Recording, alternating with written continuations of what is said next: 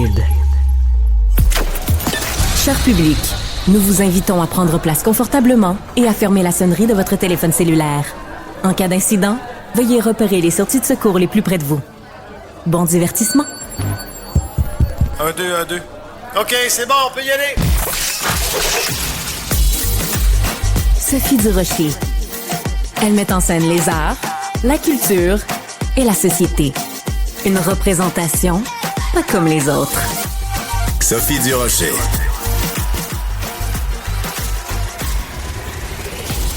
Bonjour tout le monde, j'espère que vous allez bien. Je veux commencer cette émission en vous remerciant parce que les sondages d'hiver viennent de sortir. Alors vous allez entendre tout plein de stations de radio dire qu'elles sont contentes de leurs résultats. Moi, je veux simplement vous dire que vous êtes de plus en plus nombreux à écouter le 99,5 FM et je vous dis tout simplement merci d'être là. Vous pouvez pas savoir le plaisir que ça nous fait à nous de faire de la radio pour vous, mais de savoir que vous avez du plaisir à nous écouter, nous, ben ça, c'est le bonheur. On va avoir une émission, on va beaucoup parler de controverses. Il y a différentes controverses dans le milieu culturel en ce moment. Bon, on va toutes en parler. Toutes les controverses qu'il y a en ce moment, on va en parler un peu plus tard dans l'émission. Sébastien Diaz va nous parler du fait qu'il a interpellé les magasins Simons pour leur dire il n'y a pas assez de musique québécoise. Et l'autre controverse, bonjour Cybèle Olivier. Bonjour Sophie. Bonjour Marc Boilard. Bonjour Sophie, bonjour Cybèle. Bonjour Marc. Alors, on n'a jamais autant parlé de pizza et de marde au Québec, mais pas nécessairement dans cet ordre-là. Depuis qu'un des copropriétaires de Pizza Salvatore a fait des déclarations en disant que selon lui, si dans certains cas, les gens n'étaient pas au rendez-vous pour la culture québécoise, les acteurs du milieu culturel devraient se poser des questions et faire de l'introspection. Ça a provoqué beaucoup de réactions. J'avais envie d'en parler avec Elisabeth Abatiello, qui est la sœur de Guillaume Abatiello. Elle est vice-présidente communication et rayonnement au groupe Abatiello. Bonjour Elisabeth. Bonjour, merci beaucoup de me recevoir, c'est super apprécié. Ben, écoutez, moi, je suis très contente de vous parler. Est-ce que la controverse qui secoue en ce moment Pizza Salvatore et le groupe Abatiello en général, est-ce que vous vous attendiez à ce que ça provoque autant de discussions? C'est sûr que nous, on est des entrepreneurs, donc c'est pas notre rôle, c'est pas notre place non plus dans les médias de partir des débats ou d'ouvrir des débats sur des sujets dans lesquels on n'est pas des experts. Nous, on fait de la restauration rapide, vous l'avez mentionné, donc d'habitude, on se concentre sur ça. Mon frère Guillaume a émis des propos et on a vraiment vu le danger des internets, si je peux dire, dans les dernières heures, avec des informations qui sont parties en vrille, qui ont été interprétées de manière totalement faussée. Mon frère Guillaume n'a jamais dit qu'il y avait trop d'argent qui était investi en culture. Mon frère Guillaume n'a jamais dit qu'on devrait revoir les montants qui sont investis ou de couper dans la culture. Donc, c'est des informations qui ont été un peu faussées. Puis notre but aujourd'hui, c'était vraiment de ramener le message sur Pizza Salvatore, un croit en la culture, est fier de la culture, investit plus de 2 millions chaque année en culture. Donc, c'était de ramener ça. Puis je pense que notre communauté, les gens qui vivent au Québec et qui ont accès à Internet savent que Pizza Salvatore fait partie omniprésente de la culture. Il y a même le Bye Bye qui nous a comédié cette année, à quel point on est omniprésent sur toutes les plateformes, que ce soit dans le culturel, dans les productions, dans les séries, dans le sport également. Donc, c'était de ramener ça. Puis c'est sûr que mon frère Guillaume s'est fait dire de parler d'entrepreneuriat puis de laisser les experts débattre et partir des débats. Et c'est pas notre rôle à nous en tant qu'entreprise familiale de faire ça. OK. Alors, vous êtes 5 enfants à la tête de cette entreprise-là. Avez-vous chicané votre frère? Avez-vous pris le téléphone en disant « Guillaume, tu nous as mis dans la merde ». C'est sûr que moi, je suis au département communication rayonnement, donc habituellement, j'ai un bon contrôle sur les vidéos, les choses qui sont publiées, non seulement pour les entreprises, mais aussi pour mes frères et sœurs. Et étant la relâche, maman de 3 jeunes enfants, ben j'étais à l'extérieur en ski avec mes petites filles. Puis là, tout d'un coup, mon téléphone se met à sonner. Puis t'as-tu vu le vidéo à Guillaume? Puis voyons donc. Puis c'est surtout le fait que l'information ça a été un peu le téléphone qui s'est les informations le téléphone ont changé. arabe. Oui. Et c'est ça, donc c'est plutôt par rapport à le changement de message, puis comme si Pizza Salvatore était perçu comme un joueur socio-économique qui ne croit pas en la culture. D'accord. Mais Elisabeth, Je vais quand même vous interrompre parce que je trouve que c'est un peu... je suis très contente de vous donner la parole. En maintenant, il faut pas non plus minimiser les propos que votre frère a tenus. Je comprends que par la suite, ça a été mal interprété. Il y a des gens qui ont dit il s'en prend au milieu culturel. Je pense pas que c'était l'intention de votre frère. Je pense que votre frère avait l'intention de lancer un débat en disant, coudon, les artistes n'arrêtent pas de demander de l'argent. Ils devraient faire plus d'introspection. Cela étant dit, c'est peut-être un petit peu trop facile de votre part d'arriver en disant « Mon frère a été mal cité ». Il y a quand même eu des propos excessivement maladroits. Vous devriez peut-être commencer par dire ça. Oui, puis Guillaume nous seulement on est sortis publiquement hier soir, ce matin. Guillaume est sorti ce midi aussi en s'excusant auprès non seulement de sa famille, de ses 2 autres frères, ses 2 autres sœurs pour ce qui a causé, les collègues, les 3500 membres de l'équipe, aussi les franchisés, puis surtout les talents du monde culturel qui ont été offensés par les propos. Donc, c'est vraiment excusé personnellement pour ça, pour dire que c'est pas la position de Pizza Salvatore. Et le point de Guillaume était de dire, je viens d'aller faire une entrevue à la radio d'État, on était 20 personnes, il y était 20 personnes pour produire l'émission versus la radio privée qui sont 2 pour m'accueillir, tout ça. Donc, ça là-dessus, il n'y a pas tort. Mais c'était de lancer un débat. Il n'y a pas tort. C'est la vérité. Mais c'est pas notre rôle à nous de faire ça. C'est pas notre rôle à nous de faire ça, de parler là-dessus. Puis je pense que les budgets provinciaux s'en viennent rapidement. La culture est toujours hyper... c'est toujours un point charnière, si je peux dire, de notre culture au Québec. Donc, je pense que ça a été repris et spiné à outrance dans ce sens, alors que le point de Guillaume, c'était le budget est déjà limité dans la culture. Donc, pourquoi est-ce qu'on se demande pas tous comment on peut optimiser les sous qui sont investis là-dedans? Mais ça a été fait de manière très maladroite et c'est excusé. Et pour nous, pour l'entreprise familiale, c'est super important de ramener le discours sur Pizza Salvatore croit en la culture et super fier des résultats qui sont obtenus par des gens d'ici. Donc, c'est pour ça qu'on a investi plus de 2 millions par année là-dedans. D'accord. Moi, je suis très curieuse de savoir ce que nos auditeurs et nos auditrices pensent de vos propos, Elisabeth Abatiello. D'abord, je vous félicite parce que vous avez répondu à ma demande d'entrevue. J'avais demandé une entrevue à votre frère, il a décliné, donc j'apprécie qu'au moins un des membres de la famille Abatiello soit avec nous aujourd'hui. Cybèle? Nos auditeurs, pour l'instant, ça a réveillé quelque chose quand même chez eux. Ils sont d'accord pour la majorité avec ce que Guillaume Abatiello a dit. En fait, ça a réveillé, ils sont pas en train de dire non, ils aiment pas la culture, ils critiquent la culture, mais ils prennent ses propos. Il y a JC qui nous écrit « Guillaume a raison, le réflexe trop facile au Québec de juste demander plus d'argent. Il devrait y avoir de l'introspection. » Ensuite de ça, il y a quelqu'un d'autre qui nous dit « Guillaume a raison aussi, quand tu n'arrives pas à vivre de ton talon, c'est peut-être parce que t'es pas à ta place. » Donc, ça crée quand même des discussions, puis les gens, ils ont quelque chose qui s'est passé dans leur tête quand ils ont entendu M. Abatiello se prononcer. Donc, pour l'instant...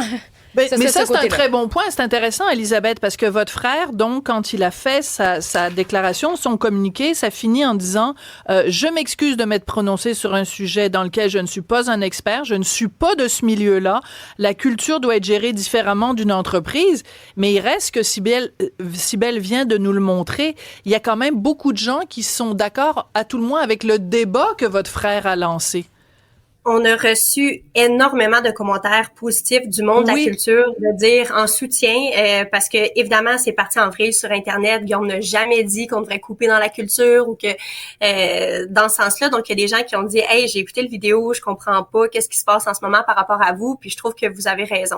Ceci étant dit, on n'est pas des experts dans le domaine, c'est pas à nous de partir des débats politiques comme ça. Donc, nous, c'est de se concentrer sur ce qu'on sait faire, c'est-à-dire de la bonne pizza puis des délicieuses poutines, puis de laisser les discours à des professionnels de l'industrie. D'accord. Par contre, vous nous avez dit tout à l'heure que vous investissez beaucoup dans la culture et vous avez dit même on a été parodié au Bye Bye.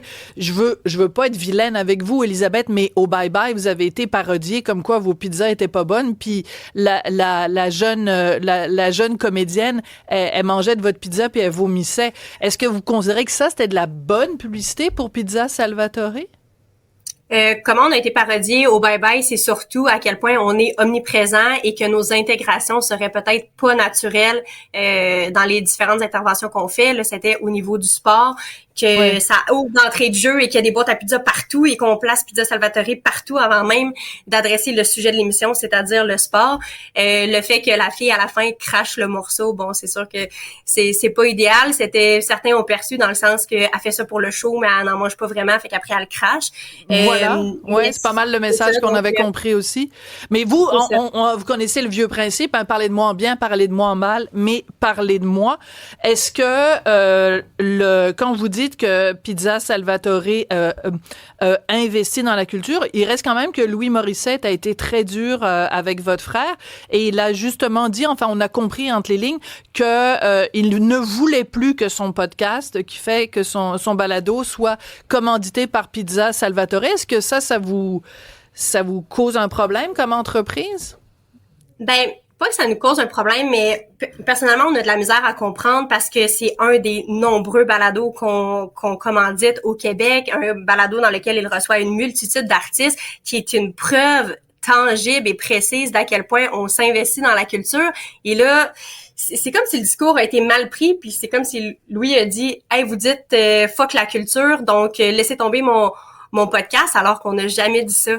Donc, c'est plus dans ce sens-là. Je suis certaine, on continue d'investir massivement dans la culture au Québec. Oui, mais ça, vous l'avez déjà dit. Vous l'avez déjà dit. Êtes-vous fâché contre Louis Morissette? Je veux juste savoir, parce que ça fait une couple de personnes qui viennent à l'émission qui sont fâchées contre Louis Morissette. On peut, tout d'un coup, on pourrait peut-être, je sais pas, mais vous êtes fâché un peu de sa réaction ou... Ben, je pense qu'il faut se concentrer sur ce qu'on fait, là.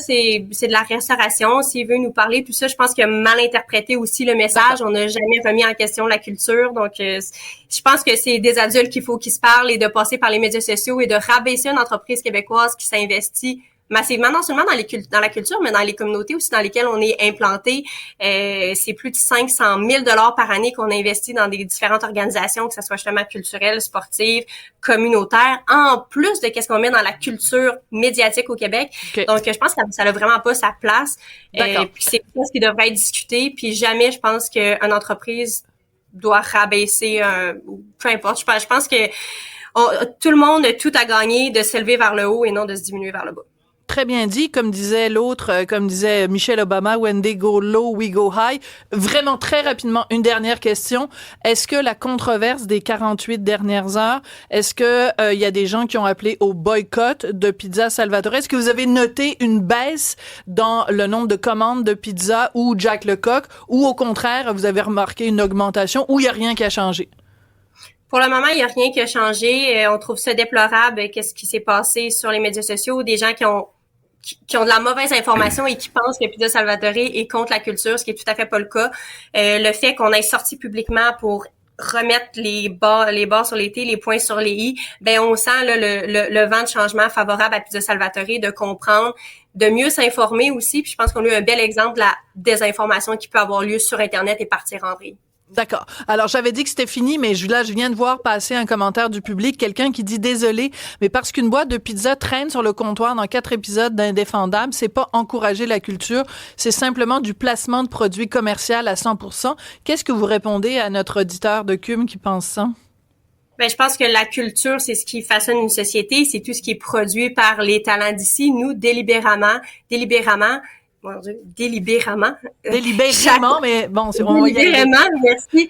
Chaque année, on choisit d'investir plus de 2 millions dans les productions d'ici, alors qu'on pourrait investir ces budgets-là dans des productions sur des plateformes américaines comme YouTube, Google, Meta, Ads. Donc oui, c'est investir dans la culture, de choisir d'investir dans des productions d'ici, non seulement parce qu'on y croit, mais parce que les résultats sont au rendez-vous, puis on est super fiers de ce qui est produit ici au Québec. D'accord. Merci beaucoup.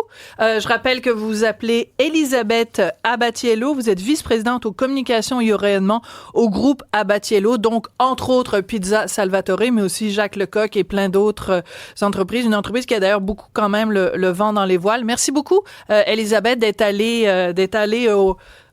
quand même, de répondre à nos questions. On n'a rien à cacher, on s'investit depuis toujours dans la culture, donc ça allait de soi, nous, de sortir publiquement puis de remettre ça à l'ordre, si je peux dire. Parfait. Merci beaucoup, Elisabeth. Merci, bonne journée. Sophie Durocher. Elle pose les projecteurs sur les acteurs de la nouvelle.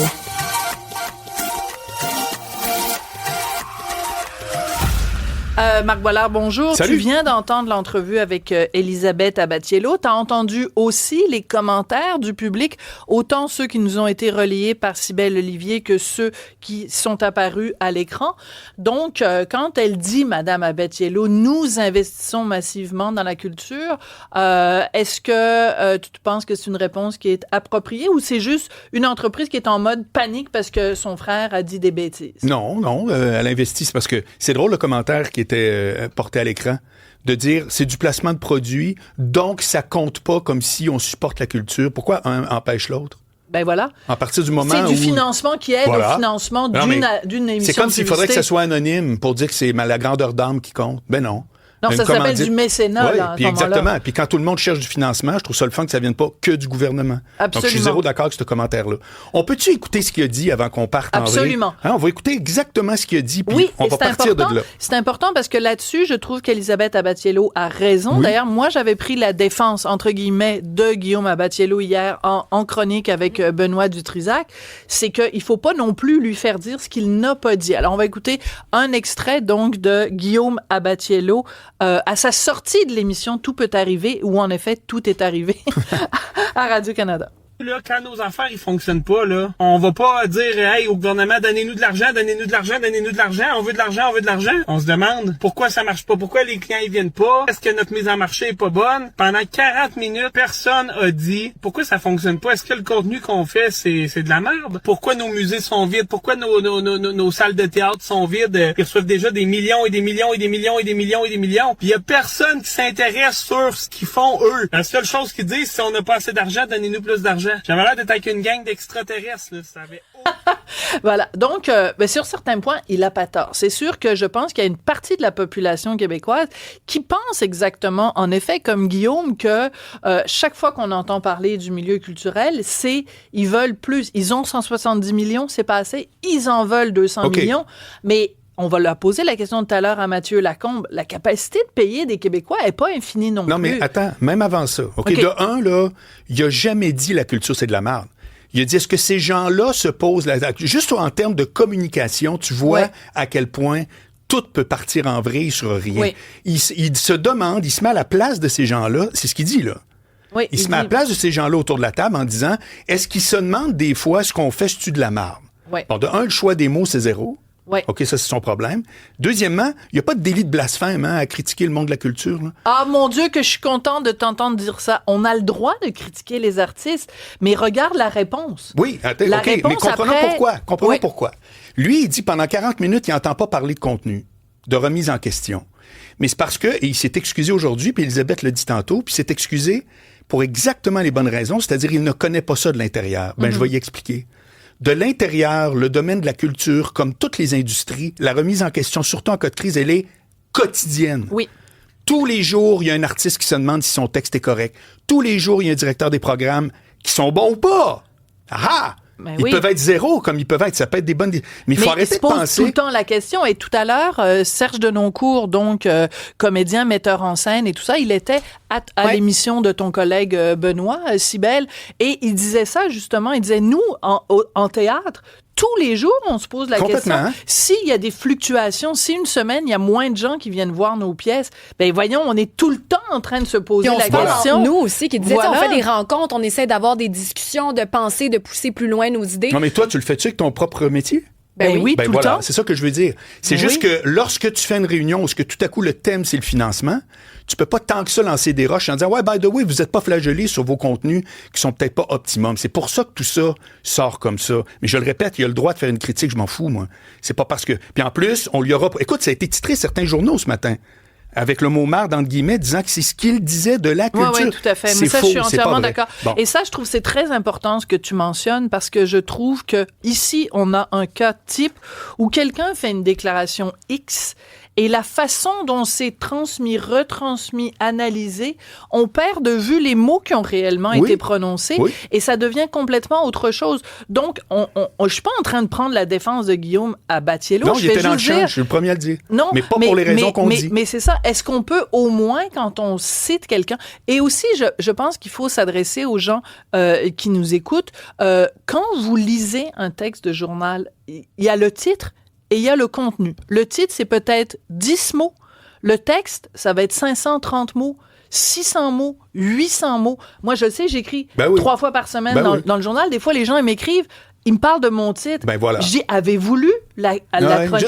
Je prends un segment, mettons, je fais un segment avec toi, Marc Boilard, on met ça sur YouTube. Les gens font des commentaires en dessous. Oui, mais vous n'avez pas écouté le segment. Clairement. Les gens me disent, là, vous n'avez pas tel argument. Ben oui, à la 3e minute, Marc Boilard, c'est ça qu'il dit dans sa chronique. Ouais. Alors, et prenons le temps de nous attarder vraiment à ce que disent les gens. 100% d'accord. Je vais donner un exemple de question par rapport au financement qu'on n'entend pas, qui circule pas, qui est névralgique. Ouais. Dans le domaine culturel en général, il y a 2 pôles sur lesquels on peut intervenir. Il y a le pôle création, il y a le pôle diffusion. Oui. Bon. Personne ne fait la différence. C'est juste, on veut 200 millions. Mais le 200 millions, il va aller où? Si moi, tu me demandes est-ce que je veux, comme contribuable, j'enlève mon chapeau là, de ce que tu veux, comme contribuable. Comme citoyen. Voilà, comme citoyen. Est-ce que je veux qu'il y ait une emphase sur la création ou sur la diffusion? Je te réponds la diffusion. Entre un artiste extrêmement talentueux à qui je fais un chèque puis que ça va rester dans son sous-sol, ou un artiste coup-ci, coup-ça, qui travaille, mais que j'ai développé une plateforme où j'ai permis à une salle de spectacle de présenter devant un public, c'est sûr que je choisis le deuxième, Sophie. Direct. Donc ça, tu vois, c'est des questions qui sont valables, qui sont pas adressées quand les gens parlent « on veut du financement ». Vous le voulez pour aller où? Fait que les gens, aucun détail, ont le droit de faire « mais là, voulez-vous juste une paye de plus? Ou vous voulez réaliser des projets? » ou c'est pas clair, excuse-moi. Donc, toutes ces questions-là sont débattables. Évidemment, quand tu mets le mot marde, puis que t'as pas débattu quand c'était le temps, parce que tu dis « tout peut arriver », non. Rien n'est arrivé pour lui, c'est arrivé dans son char. Oui, mais en même temps, mais ça, c'est une autre chose qu'il faut préciser. Il va participer à cette émission-là de Marie-Louise Arsenault à la radio, et il arrive après des intervenants du milieu culturel, dont le ministre Mathieu Lacombe. Lui, Marie-Louise Arsenault, elle lui fait une entrevue, pas pour lui parler de culture, elle fait une entrevue avec lui où elle lui parle justement de son utilisation des médias sociaux, de sa nouvelle plateforme Ubi qui fait concurrence à Centris et à Duproprio. Donc, moi, je trouve ça tout à fait correct que lui, sur place, n'ait pas fait sa sortie sur la culture. Oui. C'était pas pour ça qu'il était invité. C'est un bon point. Donc, après, il sort puis il dit, à la réflexion, là, qu'est-ce qui vient de se passer? Pendant 40 minutes, j'ai entendu des gens du milieu culturel répondre là-dessus. Moi, je trouve ça très correct. Je vois pas pourquoi on lui reproche de pas être intervenu pendant la discussion. T'as raison. Je trouve ça tout à fait correct. En même temps, qu'est-ce que ça lui a donné, son beau petit vidéo?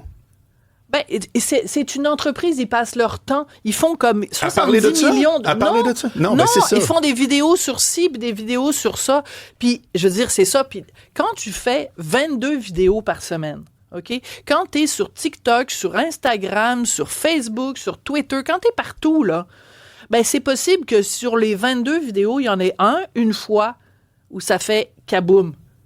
Mais c'est leur modèle d'entreprise, c'est ça. OK, mais de parler de pizza puis de poutine, Elisabeth l'a très bien dit. Oui, mais non, mais parler de parce que moi, j'en reviens pas comment les gens, tout à coup, se prononcent. Toutes les grandes controverses, on pourrait reculer, là, les 12 derniers mois, les grandes controverses qui sont parties à cause d'une publication Facebook ou une vidéo par des gens, là, qui tout à coup se sont mis les pieds dans les plats. Oui, mais attends, tu peux pas comparer. Du temps. Non, c'est pareil. Guillaume Lemaitre-Vierge qui s'en va faire son affaire avec le boulot, tu peux pas comparer ça. Non, parce que lui, dans la vie, c'est un entertainer. L'autre, c'est un homme d'affaires. Oui, mais un homme d'affaires. Qu'est-ce qu'il y a à parler de la subvention? Non, moi, je suis pas d'accord avec toi, Marc. Moi, je considère que Guillaume Abatiello, c'est pas parce que c'est un faiseux de pizza qu'il a pas le droit de se prononcer sur la culture. Sais-tu pourquoi? Il a le droit, je te dis, ça lui donne rien. Il se prononce en tant que contribuable, en tant que payeur de taxes. Et moi, je pense que tous les payeurs de taxes, tous les gens qui payent des impôts au Québec ont le droit, ont leur mot à dire et leur libre arbitre et ont le droit de faire des vidéos. Donc, tu félicites sa grandeur d'âme aujourd'hui? Pas en tout. Bon, c'est ça. Non, tu me fais dire quelque chose que j'ai pas dit. Ce que je dis, c'est qu'il a parfaitement le droit de se prononcer sur un sujet qui, lui, le touche. C'est pas parce qu'il paye ses impôts ça donne rien, ça nuit.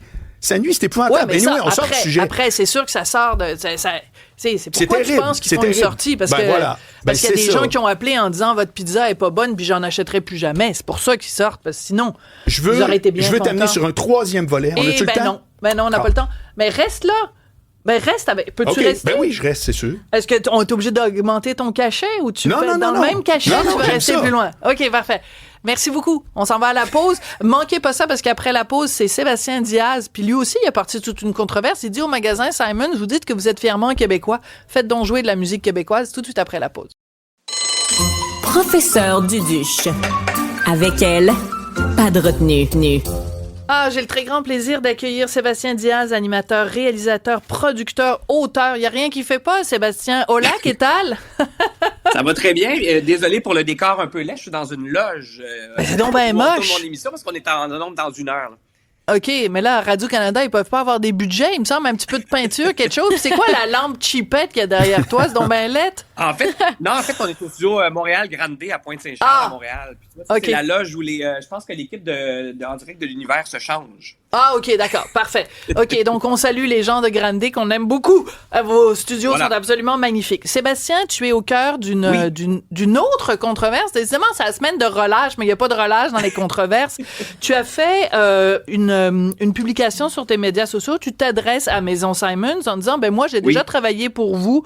Puis, en gros, tu dis, comment ça se fait que vous donnez pas plus de place à la musique d'ici? Pourquoi tu as fait cette sortie-là, Sébastien? En fait, je sais pas si c'est une controverse, c'est plus un cri du cœur, puis depuis ce matin, je n'ai que du positif par rapport à ça. Puis c'est rare que je prends position comme ça. Je pense que c'était hier, c'est comme l'accumulation, peut-être comme tout le monde, des dernières journées. Hier, il y a eu le discours de Trump, je regardais ça comme tout le monde, puis tout le monde est un peu inquiet, puis on se dit, c'est comme hors de notre portée les gestes qu'on peut faire. Oui, consommer local, mais qu'est-ce que ça veut dire, qu'est-ce que ça implique et tout ça, on dirait que c'est trop gros. Puis ça fait des années, moi, que je pense à ce genre d'initiative-là, bien avant tout ce qui se passe avec Trump, les tarifs et compagnie. Puis hier, je sais pas, ça m'est revenu comme ça, puis je me disais, ça, c'est le genre d'initiative qui est à hauteur d'homme, qui est facile à faire, ça coûte rien. En fait, c'est simplement de syntoniser un autre poste dans le magasin, parce que souvent, ce sont des radios satellites avec une liste de lecture. Puis voilà. Puis même à l'époque, je me souviens, quand je travaillais chez Simons, là, j'étais gérant dans l'Homme à Montréal. Ils avaient déjà ce discours-là. Je disais, pourquoi on n'en met pas des fois de la musique en anglais, tu sais? De la musique en français, c'est-à-dire. Donc, ça fait longtemps que ça mijote, je pense. Alors, ta suggestion, en fait, c'est tout simple. C'est même pas une suggestion, c'est un défi. Tu leur dis, je vous lance ce défi-là, incorporer de la musique d'ici à la liste de lecture en magasin. Tu demandais même pas que toute la musique, mais juste d'en incorporer un petit peu. Puis là, les magasins Simons ont répondu, puis je lirai pas au complet, mais moi, j'étais déçue. Ils disent, en tant qu'ancien employé, vous savez à quel point nous sommes fiers de notre héritage canadien, alors que toi, tu parlais d'un héritage québécois. Puis là, ils disent, cette année, c'est notre 185e anniversaire. C'est quoi le rapport? On le sait pas. Ils disent, nous célébrons nos racines profondément ancrées au Canada. Nous avons toujours soutenu avec fierté les talents et artisans locaux. Le contexte actuel ne fait que renforcer notre détermination à continuer sur cette voie. Autrement dit, ils répondent absolument pas au point que tu soulèves. Mon hypothèse, il y a mon collègue Stéphane Dompierre, auteur et éditeur chez Québec Amérique, qui a répondu, je pense que c'est de l'AI. J'ai l'impression que c'est de l'intelligence artificielle qui a répondu. Je pense. Non, mais c'est vrai. Ça se peut. C'est très drôle. Mais pour vous rassurer, moi, j'ai reçu je sais pas si je suis rendu à combien de milliers de messages, entre autres de chaînes de magasins qui me disent, hey, voulez-vous nous fournir une liste? Nous, on embarquerait. Je les nommerai pas, mais il y a dit, ça commence. Et il y a des gens, beaucoup de chez Simons, qui m'ont écrit, autant des employés que des gens qui travaillent à tout ce qui est mis en marché, enrobage du magasin. Je pense que ça va avancer, ce dossier-là. J'aurais jamais cru, moi, j'ai écrit ça hier comme un, mon Dieu, on va ajouter DJ à la liste, liste des titres de DJ Diaz, il me semble, je te vois sur les tables tournantes. Mais Sophie, justement, je veux juste renchérir avec nos invités qui disent qu'ils sont d'accord avec l'idée, mais ça on parle plus largement aussi. Il y a quelqu'un qui nous dit, moi, je suis en voyage en Gaspésie, au lac ou ailleurs, puis dans les restaurants, c'est la musique américaine qui joue. Donc, c'est un problème qui s'étend pas juste à Simons, visiblement. Donc, les playlists vont peut-être être envoyées un petit peu partout au Québec. Puis mon point, c'était aussi... attends juste 2 secondes. C'est qu'on pourrait commencer d'abord par dire une liste de lecture. Avant de dire une playlist. Déjà. Mais non, mais écoute, Cybèle, c'est vrai, non, mais t'as raison. Tant qu'à aller le faire en français, on va le faire en français. Effectivement. Mon point aussi, il y a des gens qui m'ont écrit pourquoi tu disais Simons. En fait, c'est que, ils disent, c'est pas l'intelligence artificielle, c'est eux qui le disent, mais c'est un fleuron québécois du commerce de détail. Ça vient chez nous, Simons. Et moi, quand j'étais, je me souviens, au centre-ville, à Montréal, on était autant un magasin on vendait des vêtements qu'un bureau du tourisme. Parce que c'est souvent le premier endroit où les touristes venaient au centre-ville. Moi, je pense qu'une question sur 3, c'était où on peut trouver le musée des Beaux-Arts, où est-ce qu'on peut trouver la place Ville-Marie. Donc, on devenait un peu une vitrine pour toutes sortes d'affaires, autant pour le talent d'ici que la création de vêtements d'ici, que pour... Mais c'est pour ça que je me suis dit, il me semble que ce serait un bon d'incorporer ça. Puis la signature, c'est vraiment « Nous sommes un fleuron québécois ». Fait que je me disais, absolument. Il faut approcher pour ça. Mais oui, t'as tout à fait raison. Puis pour la petite histoire, quand même, c'est un magasin de Québec, hein. Et Peter Simons, c'est un mécène, un homme d'affaires exceptionnel. Et Absolument. entre autres, il a donné à la ville de Québec la magnifique fontaine. Et là, évidemment, j'ai un trou de mémoire. La fontaine de Tourny. Devant le Parlement. Devant le Parlement, il est allé l'acheter en France. Il l'a fait démonter morceau par morceau, réinstaller. Et maintenant, c'est un des hauts lieux des visites touristiques. Donc, c'est quelqu'un qui adore la culture québécoise. Il y a aucun doute là-dessus. Donc, exact. Sébastien, on va s'adresser à toi maintenant. Ta toune préférée québécoise que tu aimerais entendre la prochaine fois que tu vas magasiner des bobettes chez Simons? Il va nous apprendre qu'il est en train d'en composer une parce que c'est un autre talent de Sébastien. Oui, ça m'arrive d'en faire, Marc. C'est une bonne question. C'est sûr que j'irais dans quelque chose de très récent, tu sais, puis c'est drôle parce que quand on magasine chez Simons ou dans n'importe quelle boutique, on est beaucoup dans la pop. Fait que, tu sais, j'irais du truc hyper grand public, là, tu sais, je dis pas d'aller chercher des trucs nichés ou tu sais, j'irais vraiment dans de la pop, mais tu sais, ces temps-ci, j'écoute beaucoup Jeanne Côté, c'est sorti vendredi, une tune qui s'appelle Le Poids, entre autres. C'est incroyable. Je veux dire, c'est sur une piste de danse, c'est sûr qu'on se met à danser, quelque chose d'irrésistible. Ou tu sais, je vais demander, attends, Jean-Philippe, est-ce que tu peux nous trouver ça? Jeanne Côté, c'est quoi le titre encore? Le Poids, c'est sorti vendredi. OK, on va essayer de le trouver. OK, oui. Et Cybèle? Sinon, il y a Rose aussi, un duo québécois aussi, Rause, R-A-U-Z-E. C'est extraordinaire, c'est du R&B. Donc, on peut pas écrire ça comme tout le monde, mais ouais, ça.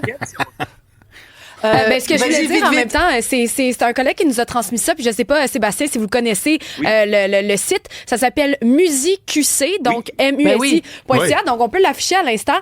Donc peut-être, Sébastien, les listes de lecture sont déjà faites pour vous, mais là-dessus, on peut trouver toutes sortes de choses. Justement, on parle d'Éric Charland ici, on parle de R&B, ambiance, musique autochtone actuelle, donc peut-être qu'on peut inviter les différents commerces et restaurateurs, par exemple, ou les maisons Simons à prendre ça se prononce vraiment Simons parce que Monsieur Simons, c'est vraiment son nom de famille. C'est une famille d'origine britannique ou écossaise, je ne me souviens plus. Écoute, Sébastien, même Sophie aujourd'hui est habillée en Simons avec la complètement en vert et blanc. Oui, non, c'est quelque chose. C'est quelque chose. Tout à fait. Moi, je suis entrepôt Sears. Alors juste, je peux pas te laisser aller. Je peux pas te laisser aller, Sébastien, sans te parler de l'autre controverse, la pizza et la marde. Oui. On a fait tout à l'heure une entrevue avec Elisabeth Abatiello, donc qui nous parlait de la déclaration de son frère. Qu'est-ce que tu penses des gens qui disent les artistes sont trop subventionnés? Toi, tu as déjà animé un magazine culturel. Tu baignes dans la culture, t'es producteur, t'es réalisateur, tu baignes là-dedans. Es-tu tanné des gens qui critiquent le milieu culturel en disant vous êtes juste des chialeux qui quêtent de l'argent? Ben, je pense, moi, j'ai connu les deux. J'ai connu autant des projets où il y a beaucoup de gens, un peu comme le monsieur disant ici, autant moi, j'ai appris à rouler des fils, Sophie. Fait que moi, je suis habitué à faire tout sur mes productions. Fait que autant du très petit que du très gros.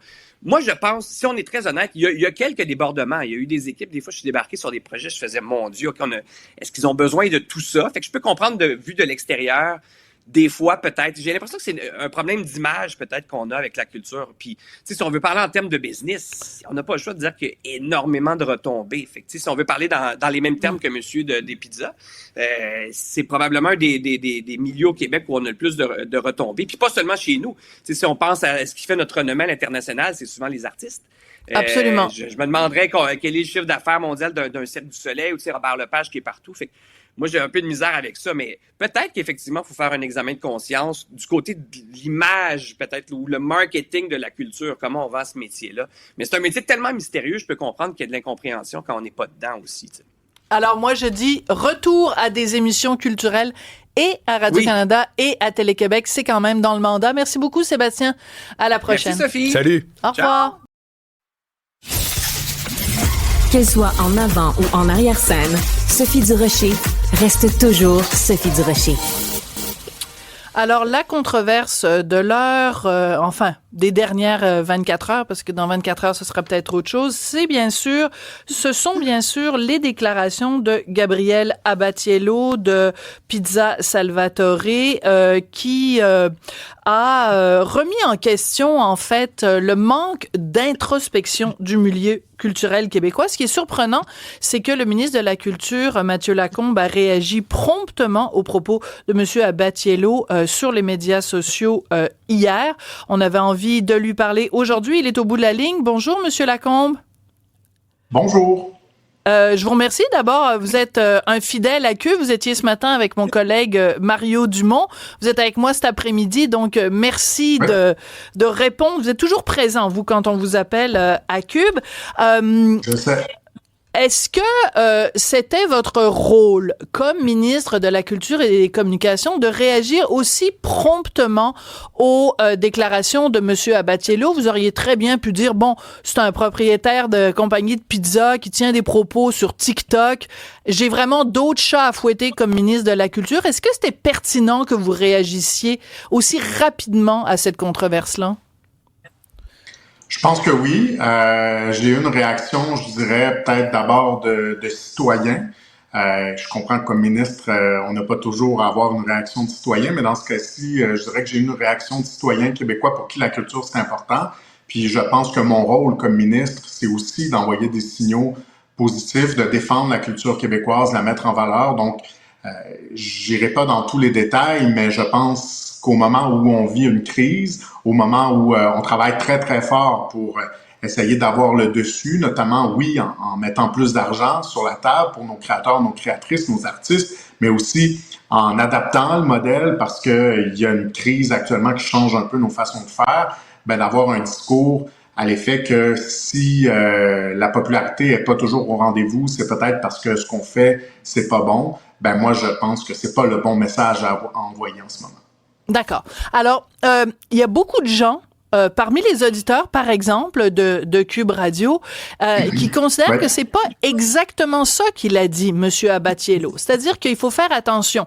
Quand il tient ces propos-là, M. Abbatiello, il dit, il dénonce en fait le manque d'introspection du milieu culturel, qui ne se pose pas suffisamment la question, si mes salles ne sont pas pleines, est-ce que c'est parce que mon produit, c'est de la marde. Ça veut pas dire qu'il dit lui-même que tout ce que fait le milieu culturel, c'est de la marde. Donc, est-ce que vous avez pas, dans votre rapidité à répondre et dans votre désir de défendre ardemment la culture québécoise, est-ce que vous avez pas tourné un petit peu les coins ronds en réduisant les propos de M. Abbatiello et peut-être en lui faisant dire des choses qu'il a pas dites? Non, je penserais pas, parce que, en fait, il a décidé lui-même de s'exprimer, il a décidé de le faire après l'entrevue. Je trouve que ça manque un peu de courage parce que je comprends qu'il se sentait peut-être en terrain adverse ou en tout cas que son opinion aurait pu certainement être minoritaire autour de la table, mais je pense qu'avoir le courage de ses convictions, c'est aussi s'exprimer quand c'est le temps. Et là, on aurait pu avoir un débat, puis il aurait pu... Oui, mais il était pas... il était interviewé par Marie-Louise Arsenault pour parler de son entreprise. Il était pas là pour parler de culture, donc il vous a laissé parler de culture. Puis, de toute façon, ça aurait été le rôle de l'animatrice à ce moment-là de lui dire, comment vous réagissez aux propos de M. Lacombe ou aux propos de... C'était pas le but de l'exercice, parce que je l'ai entendu, l'entrevue. À aucun moment donné, Marie-Louise lui a posé cette question-là. Donc, faut pas non plus lui taper ses doigts. Lui, il venait pour parler de ses pizzas, là. Je veux dire, on peut pas lui reprocher ça non plus.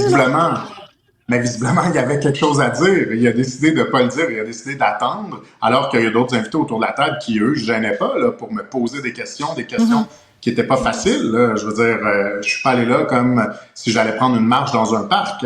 Les questions ont été assez sportives. La discussion, elle a été animée. Donc, il aurait très bien pu, lui aussi, me poser des questions puis remettre des choses en question. Bref, il a décidé de pas le faire. S'il l'avait fait, il aurait eu le contrôle de ces questions et il aurait pu orienter la discussion selon les termes qu'il aurait voulu lui donner. Mais bref, l'autre chose, Mme Durocher, c'est que quand on écoute sa vidéo et quand on entend les arguments qu'il met de l'avant, tout ça est basé sur des faits qui sont erronés. il nous dit que les musées sont vides. On a eu 13 millions, plus de 13 millions d'entrées dans les musées selon les derniers chiffres qu'on a pour 2023. Il dit que nos salles sont vides. Vous le savez, on vient de passer un été où nos films, 1995, Nos Belles-Sœurs, par exemple, Les Cyclones de Noël, juste avant, ont fracassé le record. C'est notre meilleure année depuis 2011. Oui. Puis on a des chiffres aussi qui nous démontrent que le public est de retour en salle. On est à plus 16% d'achat de billets qu'avant la pandémie. Donc, le public, il est au rendez-vous.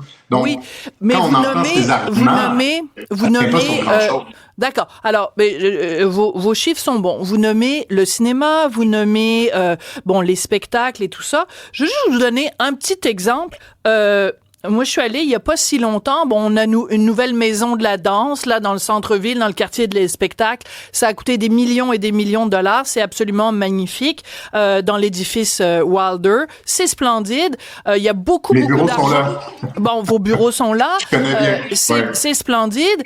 Et je veux pas faire de peine à personne, mais je suis allée il y a pas si longtemps que ça voir un spectacle de danse contemporaine.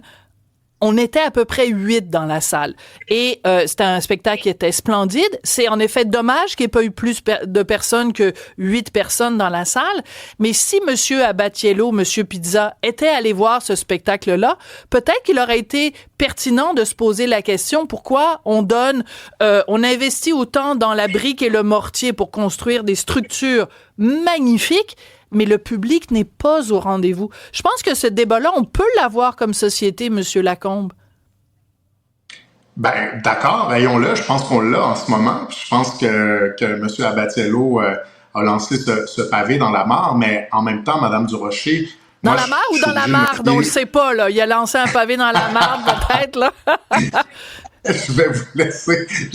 C'est moi qui le dis, pas vous, là, ouais. C'est ça, je vais vous laisser choisir laquelle des deux. Mais il reste que moi, comme ministre de la Culture, je peux pas regarder des cas qui sont anecdotiques où je peux pas prendre les salles une par une. Je regarde les chiffres, je regarde les grands nombres. Et quand je regarde ces grands nombres, les statistiques, ce que je vois, c'est 16% plus d'entrées dans les salles. Et là, j'exclus les salles de cinéma. 16% d'entrées de plus dans les salles qu'avant la pandémie. Les gens sont au rendez-vous. C'est plus que 8 millions d'entrées qu'on a connues pour 2023. D'accord. Donc, c'est encourageant. Maintenant, est-ce qu'il y a des salles où il y a des représentations avec moins de gens? Oui, probablement. Il y a un fractionnement de l'offre aussi. Il y a beaucoup plus d'offres qu'avant, mais les gens sont au rendez-vous.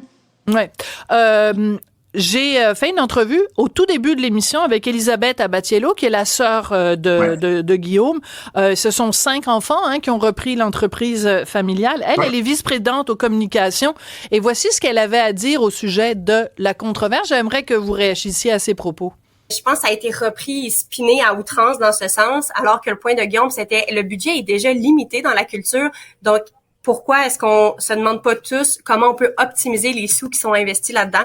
Mais ça a été fait de manière très maladroite, il s'est excusé. Et pour nous, pour l'entreprise familiale, c'est super important de ramener le discours sur Pizza Salvatore croit en la culture et super fier des résultats qui sont obtenus. D'accord. Alors, elle dit quand même que le propos de son frère, c'est de dire comment on peut optimiser les budgets. Vous pouvez pas être contre ça.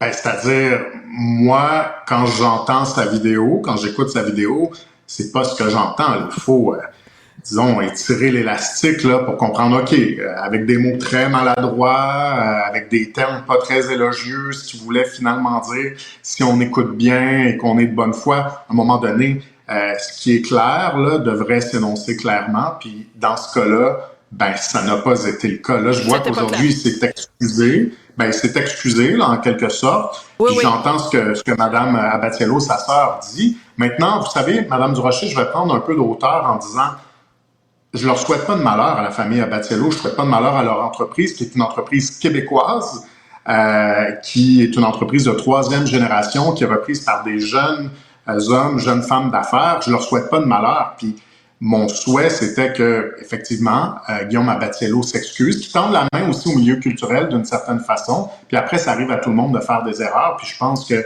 les gens vont pouvoir passer par-dessus. Mais les propos qu'il a tenus, moi, je persiste, c'était des propos inacceptables. Puis je pense que c'est pas pour rien qu'il s'excuse aujourd'hui. D'accord. Alors, il dit, je m'excuse de m'être prononcé sur un sujet dans lequel je ne suis pas un expert. Je ne suis pas de ce milieu-là.